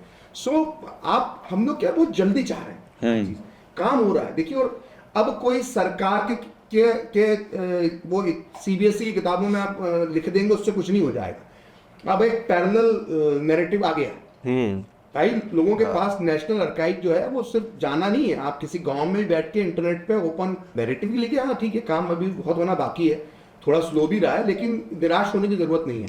एक से एक रिसर्चर है, जबरदस्त काम हो रहा है। सर, आजकल के जो पॉलिटिशियंस हैं, यूट्यूबर्स हैं, वो एक फ्रीडम फाइटर है जिनका नाम है वीर सावरकर। उनका मजाक उड़ाना और माफ़ी वीर मांगना, पार्लियामेंट में लोग खड़े होकर बोलते हैं, उनकी मौखरी होती है। क्या उन्होंने अपोलॉजी किया था? माफी देखिए, मांगे थे? इसमें देखिए बहुत सारी तरीके होते हैं करने के, अपने अपने लड़ने के तरीके होते हैं, रणनीति का हिस्सा बहुत सारी चीजें होती हैं। मैं दूसरी बात कहता हूँ, आप उस विवाद पे जाने की जरूरत नहीं, मैं आपको दूसरा उसका पक्ष बताता हूँ। जब ही उन्होंने ये शब्द कहे तो क्या कहा सुप्रीम कोर्ट का भी जब मामला गया, देखिए वो इसलिए खबर बहुत लोगों के नजर में नहीं आई कि पहलगांव जो हमला हुआ था उसके बाद सुप्रीम कोर्ट ने राहुल गांधी को इसी शब्द पे फटकार लगाई। सुप्रीम कोर्ट ने कहा कि क्या स्वतंत्रता सेनानियों की इस तरह की भाषा का इस्तेमाल करते हैं, और जबरदस्त लताड़ लगाई है। वो खबर इसलिए लाइमलाइट में नहीं आ पाई कि उसमें पूरा मीडिया का फोकस जो था पहलगांव में था। ऑपरेशन सिंदूर शुरू होने वाला तो वही बहस चल रही थी कि भारत कब जवाब देगा, तो वो खबर दब गई, जबकि बड़ी खबर थी। बहुत लताड़ लगाई सुप्रीम कोर्ट से बड़ा तो कुछ नहीं ना भारत में। तो वो जो शब्द आप इस्तेमाल करते हो वीर सावरकर के लिए, उसके लिए आपकी किरकिरी हो चुकी। एक बात। दूसरी बात, भारत में मैं आप सचिंद्र नाथ सान्याल का उदाहरण देना चाहता हूँ। सचिंद्र नाथ सान्याल जो हैं वो सावरकर जी के समकालीन थे, उनके साथ काला पानी में सजा काट रहे थे। भगत सिंह के गुरु भी थे ना?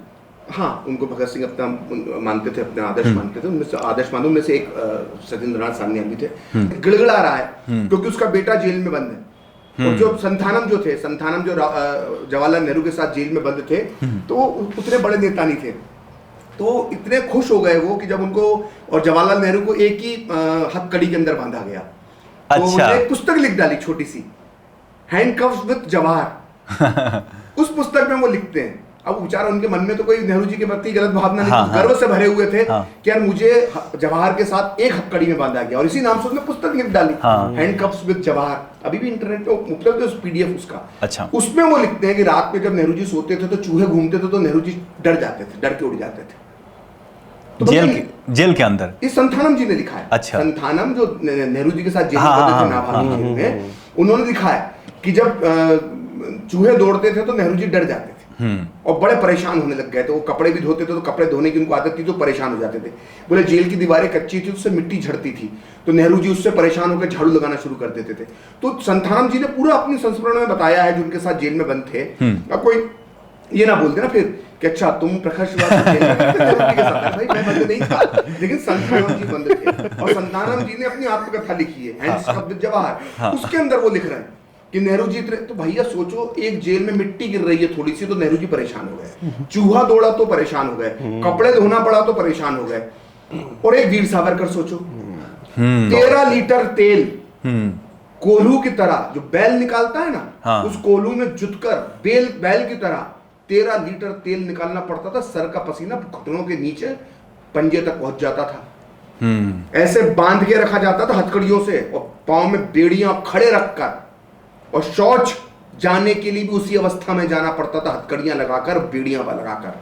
कल्पना करके देखिए, अगर ये बहुत आसान होता है किसी के लिए बोल देना कि माफी मांगी, बहुत आसान है, ये बहुत आसान है। ये भी बताना, वो दूसरा जेल नाभा, जिसपे जरा सी मिट्टी गिर गई चाचा नेहरू पे तो घबरा गए। ये अहमदनगर जिसका मैंने जिक्र किया, किला था, किला। मौलाना आजाद अपनी पुस्तक में लिखते हैं कि जब हम लोग जेल में पहुंचे, वो तो जेल ही बोल रहे हैं अहमदनगर किले को, जब हम जेल में पहुंचे तो खराब कप में हमारे लिए चाय आई, कप में चाय आई लेकिन खराब कप थे। तो मैंने जेलर को डांट के बोला, मौलाना आजाद लिखते हैं इंडिया विंस फ्रीडम में, मैंने जेलर को डांट के बोला अच्छी क्रॉकरी के अंदर हमारे लिए चाय लेकर आए। तो जेलर डर गया। उसके बाद हमें अच्छी क्रॉकरी के अंदर चाय मिलने लगी। हमारी खाने की प्लेट अच्छी नहीं थी, हमने कहा हम राजनीतिक कैदी हैं, हमें खूबसूरत और अच्छी प्लेट्स दी जाएं, हमें अच्छी प्लेट्स मिल गई। फिर हमने इच्छा जताई हम बागवानी करना चाहते हैं, तो हमने बागवानी की। उसी किले में बैठ के नेहरू जी ने डिस्कवरी ऑफ इंडिया लिखी, जाहिर तौर पर पुस्तकें भी आती होंगी, पढ़ते होंगे। उसी जेल में बैठकर पट्टाभी सीतारमैया ने पुस्तक लिखी, उसी जेल में बैठ के, सारे किले में बैठ के पुस्तकें लिख रहे थे लोग। और सावरकर, वीर सावरकर, अंडमान निकोबार में कागज और पेन नहीं दिया तो नाखूनों और कांटों से हमने दीवारों पर हमने श्लोक लिख लिख के याद कर लिए, कविताएं लिख लिख के कंठस्थ कर ली। फिर अंग्रेज उसको मिटा देते थे, वो फिर लिखकर कंठस्थ कर लेते थे। ऐसे उन्होंने साहित्य लिखा, नाखूनों से और कांटों से। और कहते हो माफी, बहुत आसान है, बहुत आसान है। लेकिन बैडमिंटन खेलने को मिलता था इनको इन जेलों में। इन जेलों के अंदर वॉलीबॉल खेलने की सुविधा होती थी नेहरू और गांधी के जेलों में। मैं ये नहीं कह रहा कि उनने कोई कष्ट नहीं भोगे, जेल तो जेल ही होती भाई। आप 5 स्टार होटल में भी आपको बंद, लेकिन अगर कंपेयर करेंगे तो जाहिर है किसी के योगदान को कम आंक नहीं रहा हूं, जाहिर तौर पर मैं भी आपको 5 स्टार होटल में बंद कर दूंगा, भले ही सुविधाएं हो, जेल तो जेल ही है ना। 5 स्टार होटल में भी अगर आपको बंद कर दिया जाए, मैं उनके योगदान को नहीं नकार रहा हूं, लेकिन मैं सिर्फ तुलना कर रहा हूं, क्योंकि आज उनके वंशज वीर सावरकर को माफी वीर कहते हैं। इसलिए मैं कह रहा हूं कि अंतर देखिए कि क्रॉकरी की शिकायत करना, क्रॉकरी अच्छी आना चाहिए, हमारे लिए चाय की जो टी प्लेट्स हो वो अच्छी होना चाहिए, और एक व्यक्ति जिसके हाथों में हथकड़ियां, पैरों में बेड़ियां हैं, और उस अवस्था में खड़े खड़े उसको शौच करनी पड़ रही है। कल्पना करके देखिए कि खड़े होकर शौच करना पड़ रही है, एक बैल की तरह जुटकर उसको 13 लीटर तेल निकालना पड़ रहा है एक दिन में, नारियल की छालों से उसे रस्सियां बुननी पड़ रही हैं, लिखने के लिए कागज और कलम नहीं है, वो दीवारों पर नाखूनों से अपना साहित्य लिख रहा है, और आप इतनी आसानी से कह रहे हो उनके बच्चे जिनके लिए क्रॉकरी आती थी, जिनके लिए क्रॉकरी आती थी चाय के लिए, खराब वो बच्चे, उनके नाती और परपोते आज ये कह रहे हैं कि वो तो माफी वीर है। किस मुंह से कह रहे हैं? लेकिन किस ये मुंह से कह रहे हैं? इस बात के लिए को संकेत करता है कि अगर प्रिंस आगा खान महल, मैं तो इधर बैठा हुआ हूं ना, हाँ। प्रिंस आगा खान महल है पुणे में, हाँ, ओपन है, म्यूजियम बना हुआ है, जा 50 रुपए का टिकट लगता है, जाके देख ले अंदर, इसमें गांधी जी बंद थे, बाथरूम जाके देख ले, बाथरूम देख लेना प्रिंस आगा खान। मैं ये नहीं कह रहा मैं गांधी जी के योगदान, मैं होता बहुत तुच्छ आदमी हूँ, हाँ। मैं तो मतलब गांधी जी का मैं क्या ही उनके सामने हूँ, मैं क्या, मेरे कोई मतलब ही नहीं है, मैं तो उनकी कोई योगदान को नकार दे रहा हूँ, लेकिन मैं सिर्फ तुलनात्मक अध्ययन कर रहा हूँ। प्रिंस आगा खान महल जहां पर गांधी जी कैद थे, उसके बाथरूम जाके देख लो, और मैंने तो अंडमान निकोबार का सेल्यूलर जेल भी देखा है, मैं सेल्यूलर जेल देख कर आया हूं, आज बहुत खूबसूरत बना दिया गया, उसमें गार्डन बना दिया गया, सब बना दिया गया है। मैं कहता हूं कि भारत को सब्सिडी देना चाहिए, जैसे एक समय में भारत एक हज यात्रा के लिए सब्सिडी देती थी ना, ऐसे अंडमान के सेल्यूलर जेल की यात्रा के लिए भारत को सब्सिडी देना चाहिए, और खासकर बच्चों को तो फ्री ऑफ कॉस्ट इसे वहां का सेल्यूलर टूरिज्म जेल की सैर करवाना चाहिए। हर स्कूल को आदेश होना चाहिए कि हर साल आप 50 बच्चों को जो है वो आप लेकर जाएंगे, और सरकार उसमें आधा पैसा, इतनी यार फ्रीवीज बांट रहे हो यार, 200 यूनिट बिजली, ये यूनिट बिजली, वो भी यूनिट बिजली, भाई सेल्यूलर जेल के दर्शन के लिए स्कूलों को सब्सिडी दो कि भाई वहां का टूरिज्म बढ़ेगा, आधा खर्चा सरकार उठाएगी, वहां का टूरिज्म बढ़ेगा, एहसास होगा। जो आजादी, जो आज हम पॉडकास्ट कर रहे हैं ना, हाँ। जो मन में आ रहा है बोल रहे हैं, ये कैसे आजादी, ये बोलने की आजादी हमें कैसे मिली है, वो सेल्यूलर जेल में जाकर एहसास होता है। इतना सुंदर उसको बना दिया है ना, तो गार्डन वगैरह हो गया, लेकिन वहां पर खड़े होने से अगर आप में लेश मात्र भी आपके अंदर देशभक्ति है ना, आपका शरीर में सिरहन होने लगती है, कपकपी छूटने लगती है आपको। वो सिर्फ दृश्य देखकर आप जब जाते हो 100 साल पहले यहाँ पर इन कोठरियों में क्या होता होगा, रात में कैसे चीखें आती होंगी।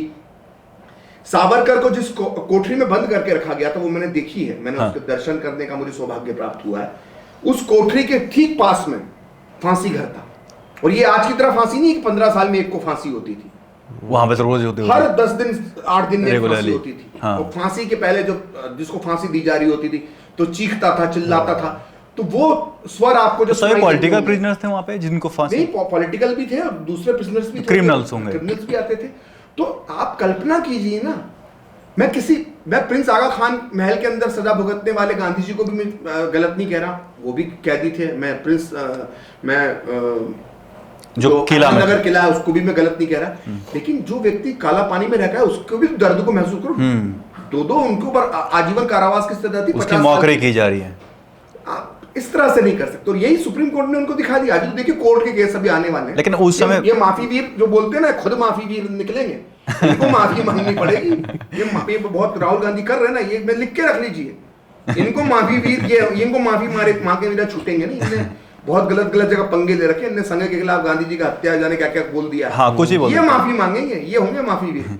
लेकिन उस समय ब्रिटिश सरकार थी, अगर ब्रिटिश सरकार वीर सावरकर को वहां भेजती है, इस तरीके से पनिशमेंट करती है, यानी कि ये संकेत करता है कि वो ब्रिटिश के अगेंस्ट थे और बहुत ही अग्रेसिव लेवल पे। मुझे एक आदमी बता दीजिए ना कि कांग्रेस का कौन ऐसा नेता है जो कांग्रेस में रहते हुए जिसको अंडमान निकोबार भेजा गया, जिसको काला पानी भेजा गया, जिसको सेल्यूलर जेल भेजा गया, एक बता दो ना, कांग्रेस कार्य समिति का एक सदस्य बता दो। एक भी नहीं, वहां पे एक भी नहीं गया, सारे क्रांतिकारी भेजे गए।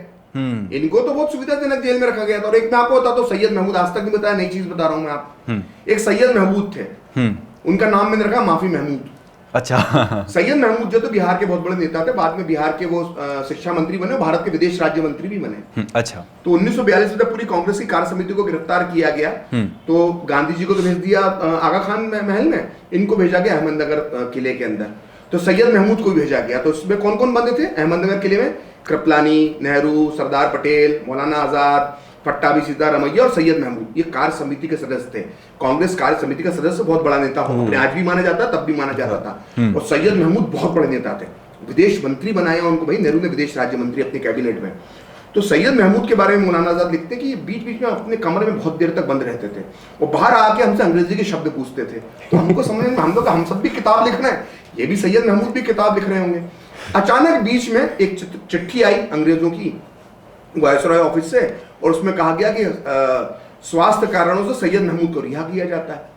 तो हम सब आश्चर्यचकित रह गए। ये मौलाना आजाद ने लिखा, सैयद महमूद को छोड़ दिया, हम छोड़ा नहीं। बोला बाद में, अब अंग्रेज बड़े चालाक थे, इस बीच में क्या सैयद महमूद जो कमरे में बंद होते थे मौलाना आजाद, उसमें माफी का पत्र लिखते थे। मैं तो था ही नहीं, इन लोगों ने भारत छोड़ो आंदोलन का ऐलान कर दिया, मैंने तो पूछा भी नहीं, मेरे से तो इतने सलाह भी नहीं दी, और मुझे आप लोगों ने जबरदस्ती गिरफ्तार कर लिया। मेरा जिनसे अंग्रेजी के शब्द पूछ रहे थे उनके, हाँ, और वो अंग्रेजी के शब्द आके पूछते थे, क्योंकि मौलाना आजाद और खासा नेहरू जी तो अंग्रेजी बड़ी अच्छी, तो नेहरू जी से पूछते थे वो शब्द। और बाद में जब इनके पास, इनको तो अखबार भी मिलते थे ना अहमदनगर किले में, जब इनने, और अंग्रेज बड़े चालाक थे, तो अंग्रेज ने तो पहले रिहा किया सैयद महमूद को, और धीरे से सैयद महमूद को 15 दिन का पत्र भी जारी कर दिए, सार्वजनिक कर दिए। अच्छा, तो अखबारों में खबर छप गई। हाँ। तो अखबार आए अहमदनगर किले के अंदर, इन सबके दिमाग खराब हो गए, सरदार पटेल, नेहरू। अच्छा, यहाँ पे अखबार भी, किले के अंदर अखबार आता था? अरे सब ट्रांजिस्टर भी होता था इनके पास भाई, क्या बात कर रहे हैं। अच्छा। बात नहीं करते थे अपने शौक के लिए, हाँ। गार्डनिंग। तो इनने अखबारों में जब पढ़ा कि यार ये तो अंदर बैठ के हम सोचते थे किताब लिख रहा है, और कम वक्त ये तो माफी मांग रहा था अंग्रेजों से, और तो खूब लानतें भेजी हैं, खूब लानतें लिखी हैं मौलाना आजाद ने कि ये अंदर जाके हमसे बाहर घुसता था और माफी मांग रहा था, मैं मालूम इतना हमें दुख हुआ, और गांधी जी ने इसको माफ कर दिया। तो गांधी तो बड़े दिल के थे, हाँ। तब तक गांधी जी भी छूट चुके थे 44 में आमरण अनशन के बाद, हाँ। और सैयद महमूद को भी अंग्रेजों ने छोड़ दिया, और बड़ी थूथू हो गई सैयद महमूद की। तो सैयद महमूद के खिलाफ अखबार लिखने लगे कि ऐसा आदमी है, देखो माफी मांग ली। अंग्रेज तो चाहते थे कि एक्सपोज हो जाए ये कांग्रेस के लोग। तो सैयद महमूद गांधी जी से माफी मांगने गए, तो गांधी जी के सामने माफी की मांग क्या दलील दी, आप सोचिए किस कदर लोग कितने, मतलब कितने खराब, मतलब मैं क्या शब्द बोलूं ऐसे लोगों को, कि इन्होंने, जब गांधी जी ने पूछा इनसे, हाँ। कि भाई तुमने माफी क्यों मांग ली अंग्रेजों सैयद साहब आपने, बोला कि मैं ना, मेरे मन में दो दुविधा थी कि मैं माफी मांगू ना मांगू। तो मैंने 3 बार कुरान को खोला और कुरान से मुझे संकेत मिला कि मैं माफी मांग लूं। मतलब सोचिए, अपने इस बुरे काम में, माफी मांगने काम में, इन्होंने कुरान पाक को भी इस्तेमाल, कुरान पाक को बीच में घसीट लिया। और कहने को मुसलमान है, हाँ। हर मुसलमान के लिए कुरान पाक का कितना सम्मान है, हाईएस्ट बुक है, नहीं है। और आप सोचिए, अपने गलत काम के लिए आप कुरान को भी बदनाम करने पर आ गए। ये इस तरह के लोग थे सैयद महमूद। हाँ। मतलब किस स्तर की माफी है यार, मतलब धार्मिक भावना, धार्मिक मजहब को भी बीच में घुसा लिया आपने, और गांधी जी ने इसको माफ कर दिया, स्वार्थ के लिए। और क्या हुआ, भारत आजाद हुआ। भारत आजाद हुआ, बिहार सरकार के अंदर शिक्षा मंत्री बने, ट्रांसपोर्ट मंत्री बने, सड़क परिवहन मंत्री बने। फिर जब केंद्र में आ गए तो नेहरू जी ने अपने मंत्रालय में विदेश राज्य मंत्री बना लिया। वो इस माफी महमूद की बात क्यों नहीं करता भाई? बहुत बोलते ना माफी वीर, तो माफी महमूद भी बोलो। और नहीं है तुम्हारे पास चिट्ठी, मैं दे दूंगा, मेरे पास है सैयद महमूद की माफी की चिट्ठी, बताओ। जितने कांग्रेस के लोग सुन रहे हैं, अगर आपके पास चिट्ठी नहीं है, मैं तो देने को तैयार। और मौलाना आजाद की पुस्तक पढ़ दो ना, मौलाना आजाद क्यों झूठ बोलेंगे? हमारे शिक्षा मंत्री थे भाई, मक्का में पैदा हुए थे, आपको मालूम है मौलाना आजाद भारत में पैदा नहीं हुए, पवित्र मक्का शहर में पैदा हुए। क्या मक्का शहर में पैदा हुआ आदमी झूठ बोल सकता है? नहीं बोल सकता है मक्का शहर में पैदा हुआ आदमी झूठ? संभव ही नहीं, साइंटिफिकली संभव नहीं। मौलाना आजाद बिल्कुल संभव नहीं है। मक्का जैसे पवित्र शहर में पैदा हुआ आदमी झूठ कैसे बोल सकता है? मौलाना आजाद ने लिखा है कि सैयद महमूद ने माफी मांगी थी। वो कांग्रेस अध्यक्ष थे, वो तो खुद ही जब जेल में बंद थे तो कांग्रेस अध्यक्ष थे ना मौलाना आजाद। तो कांग्रेस अध्यक्ष लिख रहा है अपनी पार्टी के महासचिव के बारे में कि सैयद महमूद ने माफी मांगी थी। तो क्यों माफी महमूद नहीं बोलते? क्योंकि मुस्लिम वोट बैंक, मुस्लिम तुष्टिकरण, जबकि वो आपके पार्टी के हैं। इनको तो ये साबित करना है ना कि सभी का खून शामिल है यहाँ की मिट्टी में। तो किसी मुस्लिम को कैसे बदनाम करेंगे? वीर सावरकर सॉफ्ट टारगेट है, उनको बदनाम करते हैं। और देखिए एक चीज और बोल देता हूँ मैं जाते कि सावरकर को बदनाम करने का टाइमिंग देखिए। ये तो अपने पत्र उनके कोई पहली बार सामने नहीं आए, तो उनके जीते जी सामने थे, सारी चीजें तो खुद ही बता के गए सारे पत्रों के बारे में। अचानक कुछ वामपंथी इतिहासकारों ने ये 88-89 के आसपास ये पत्रों को फिर से मुद्दा बनाना शुरू किया। जब हिंदुत्व आगे जा रहा था, हिंदुत्व उभर रहा था, हाँ। राम मंदिर आंदोलन शुरू हो गया था, हिंदुत्व जागरण हो रहा था। तो हिंदुत्व का जो शब्द देने वाले वीर सावरकर थे, हिंदुत्व की आइडियोलॉजी देने वाले, तो उनको बदनाम करने के लिए कि सावरकर को हम बदनाम करेंगे तो हिंदुत्व की आइडियोलॉजी बदनाम होगी, तो ये मुद्दा फिर से उठाया गया। ये कोई इनको कोई ये नहीं था कि कोई बहुत खोज कर कोई चीज लाए थे। तो ये समस्या है। तो ये काउंटर करने के लिए आमतौर पे मेरा लास्ट क्वेश्चन है कि जैसे अभी हमने जो इतिहास के बारे में बात की है, ये इतिहास पढ़ाया तो जाता ही नहीं है, और जो किताबें हैं एनसीईआरटी की जब हम बात करते हैं तो यूपीएससी एस्पिरेंट्स भी पढ़ते हैं, एनसीईआरटी पढ़ के ही वो एग्जाम देते हैं। एनसीईआरटी में जो औरंगजेब है उसके बारे में ये लिखा हुआ था कि भाई उसने मंदिर जो है उसके लिए पैसे दिए, मंदिर बनाने के लिए पैसे दिए, काफ़ी सारे मंदिर बनाए। बाद में जब उनको तथ्य पूछे गए कि आपने सोर्स क्या यूज़ किया है, तो एनसीईआरटी का जवाब आया आरटीआई में कि हमारे पास कोई सोर्स नहीं है। तो ऐसी जो चीज़ें चल रही है, आप औरंगजेब की बात करते हैं, अब आप देखिए चित्तौड़ में जो अकबर ने किया था, अभी उसको शामिल किया, कितना हो हल्ला मच गया। अकबर का कुछ मिटाया नहीं है, अकबर को अभी भी एनसीईआरटी के रूप में सहिष्णु ही पढ़ाया जा रहा है। बस चित्तौड़ का एक चैप्टर थोड़ा सा हिस्सा शामिल कर लिया, एक या दो पैराग्राफ, कि चित्तौड़ में किस तरह से अकबर ने जो है वो हजारों हजार हिंदुओं का नरसंहार किया था। उस पे बवाल कट गया, बवाल कट गया। अरे भाई, अकबर के दरबारी लिख कर गया है, अकबर का दरबारी लिख कर गया है कि जिले सुबहानी ने जो है वो कैसे कत्लेआम मचाया था हिंदुओं का चित्तौड़ में, वो खुद अकबर खुद ही बोल के गया। फिर एक अकबर का खुतबा भी आ गया। अकबर उसके बाद चित्तौड़ जीतने के बाद अजमेर गया था जियारत करने के लिए। तो अजमेर जाने से पहले, मतलब अजमेर पहुंचने पर उसने खुतबा जारी किया था अकबर ने। खुतबा मतलब एक संदेश, एक पत्र। अच्छा, आप उसको जो भी कह लो, मतलब एक ऐलान जिसको कहते हैं ना कि मैंने ये कर लिया है। तो उसमें अल्लाह के आदेश से मैंने इतने काफिरों को कत्ल किया, इतने मंदिर तोड़े, खुद अकबर लिख रहा है। ये अकबर बोल रहा है, अकबर लिख रहा है, जिनको हम महान लगी हुई है भाई, जिनको हम महान बोलते हैं और पढ़ते हैं। तो अकबर ने मुहर लगाई उसमें। अब कोई रोमिला थापर आके बोले नहीं तो, अरे भाई तू कौन है यार, अकबर खुद लिख गया। तो कौन, मैं खामोखा।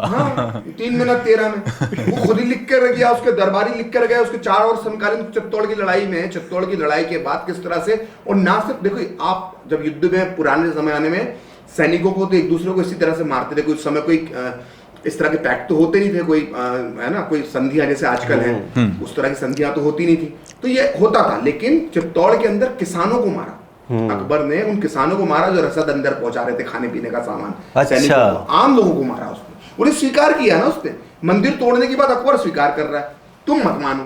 अब जैसे काशी विश्वनाथ का साकी मुस्तैद खान, जो ऑफिशियल हिस्टोरियन था औरंगजेब के दरबार का, जो डे टू डे की डायरी औरंगजेब की लिखता था, उसके अंदर साकी मुस्तैद खान लिख कर गया है कि फला फला जिले कदी की इस तारीख को, जो हिजरी की जो तारीख होती है, फला फला तारीख को जिले सुबहानी के आदेश पर जो है काशी विश्वनाथ मंदिर को तोड़ा गया। अब कोई आके बोले नहीं नहीं, तोड़ा नहीं गया था ये तो, अरे भाई लिख गया, उसको ऑफिशियल हिस्टोरियन लिख गया, जिले सुबहानी औरंगजेब। जिले सुबहानी, मतलब हम जिले सुबहानी तो है सारे मुगल बादशाह। तो खुद लिख गया कि जहां आलमगीर औरंगजेब ने जो है ये मंदिर तोड़ा काशी विश्वनाथ का, साकी मुस्तैद खान, समकालीन दरबारी ऑफिशियल। अब ये रोमिला थापर आके बोले, या आर एस शर्मा बोले, विपिन चंद्रा आके बोले नहीं वो तो अकबर, वो तो उसने नहीं तोड़ा था। और अबे तू कौन है यार, बैठ यार अपना साइड में। भाई मेरे पास डायरेक्ट, जब मैं औरंगजेब की पुस्तक पढ़ने की मेरे पास सुविधा उपलब्ध है, मैं कहाँ बीच के आदमी बिचौलियों को पढ़ूंगा, ट्रांसलेटेड आदमी को, नाल पढ़ूंगा ना भाई मैं। नहीं, पर फिर भी ये जो हम बात कर रहे हैं, ये जब पढ़ाया नहीं जाता है, तो अभी भी ये अगर पॉडकास्ट देखने के बाद भी अगर एस्पिरेंट को या बच्चों को भी अगर स्कूल में भी क्वेश्चन आता है तो उनको वही लिखना पड़ेगा जो एनसीईआरटी में है। तो ये चेंज क्यों नहीं हो रहा है हमारे? तो आप समय लगेगा, कोशिश कर रहे हैं, गति धीमी है, ये बात सही है, लेकिन कार्य चल रहा है। अब जरा सा चेंज करते हैं तो कितना फिर वॉशिंगटन पोस्ट में आर्टिकल छपने लगते हैं, न्यूयॉर्क टाइम्स में आर्टिकल छपने लगते हैं। अभी देखिए वो हर राखी पे एक आर्टिकल आजकल वायरल होता है कि अकबर ने भारत में राखी शुरू करी थी। भैया तो वो जो द्रौपदी कृष्ण जी को वो क्या था, जो महाभारत में राखी का प्रसंग आता है द्रौपदी और कृष्ण जी का। अब वो बताते हैं, आज कई इतिहासकार पैदा हो गए, बोले कि अकबर ने राखी शुरू करी, रक्षाबंधन का त्योहार भारत में अकबर ने शुरू किया। इसका कोई बेस है क्या? कुछ बेस है क्या? अब बिरयानी, अरे बिरयानी कौन से यार, चावल होता है, चावल के लिए पानी लगता है भाई, पानी नहीं होता वहां पर यार। हाँ, बिरयानी खाएंगे यार वो बिरयानी। और चलो जब बिरयानी शुरू कर दी तो हमें क्या मिल गया, मतलब क्या बिरयानी खा के क्या मिल गया? तो समोसे, अब समोसे नहीं होते तो क्या मर जाते हैं यार? बेहुदा बातें करते हैं ना ये सब, मतलब समोसे सब उल्टा बीमारी हो रही है। चित्तौड़ जरा सा जोड़ा एक पैराग्राफ, क्योंकि अकबर का कुछ भी नहीं हटाया, अकबर की जो महानता पढ़ाई जो है वो है, जो था वो है, बस एक चित्तौड़ का चैप्टर, हल्का सा सब चैप्टर जोड़ा, उसमें इतना बवाल हो गया, पिल पिला गए। तो ये इसलिए गति धीमी होती है। लेकिन क्या है ना कि मैं एक वीएस नायपॉल बहुत अच्छी बात बोल के गए, उसी बात में अपनी बात खत्म करूंगा कि इतिहास जैसी जरूरी चीज को हम इतिहासकारों के भरोसे नहीं छोड़ सकते। तो जो सच मैं कहता हूं ना कि अब तो ओपन है ना, अब आपके कोई कहेगा किसी की नहीं होता औरंगजेब ने ये नहीं किया था, तो अचानक बोलेगा साकी मुस्तैद खान की मैंने पढ़ी है, उसमें तो लिखा हुआ है और वो तो औरंगजेब की सलाह पर लिख रहा था। तो ये झूठ चल नहीं पाएगा बहुत दिन तक। ये क्या चल गया, ये चल गया क्योंकि लोगों के पास उस तरह के, अब जैसे एआई आ रहा है तो अब तो बहुत सारी चीजें अब तो अथा है। ये अब गया, जो जितना होना था ना दोस्त बेवकूफ बनाना तो बना लिया, अब ये बस दी एंड है यहाँ। अब खत्म। और पॉडकास्ट हौसला रखिए, जल्दी निराश हम हो जाते हैं और बहुत जल्दी हम उम्मीद करने लगते हैं। हौसला रखिए, सब बदलाव आ रहा है और ये बदलाव होता रहेगा, चलता है। उनका नेरेटिव तो खत्म होने वाला है कि हमारा पॉडकास्ट भी खत्म हो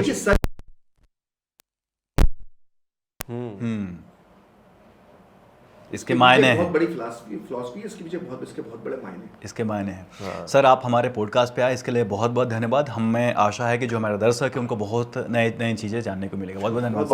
और भी बहुत सारी चीज़ें हैं सर, कि हम और भी इतिहास जो है वो जानने की कोशिश करेंगे और आपसे मुलाकात ज़रूर होगी, ये उम्मीद करते हैं। बिल्कुल। अलग अलग थैंक यू सो मच विषय पर। Thank you so much sir.